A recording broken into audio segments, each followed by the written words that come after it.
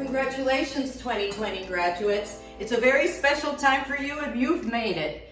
I can relate to this because I have a daughter who's graduating from college, another one from high school, so two 2020 graduates, and I'm gonna make a really special dinner and fun dinner for them. They love poke bowls. So I'm gonna help you make a poke bowl party for them. We have a great product, fantastic restaurant quality. It's the Atlantic salmon sashimi style. It's completely clean, so you don't have to worry about cleaning the salmon at all. It's already prepped for you. So you're gonna do an incision, okay, very triangular, and I'm gonna eliminate this dark piece that's the center of the fillet and the salmon. Then I'm gonna start cutting it into cubes, more or less about 1/2 inch.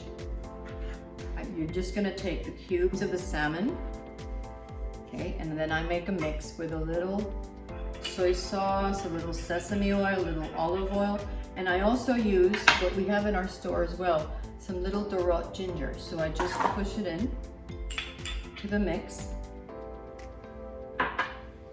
and then I just stir it. And this is just the mix for the poke. Now I'm gonna assemble a bowl. I'm gonna put the white rice, about 3/4 of a cup of rice is good. I'm gonna just start putting a little bit of the salmon. Now I have some little avocado, so I'm gonna put some avocado.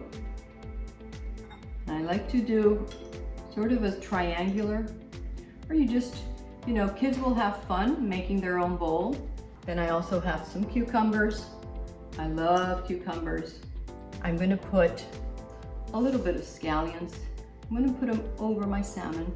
Radish is a great crunch. It adds a great crunch to the poke bowl.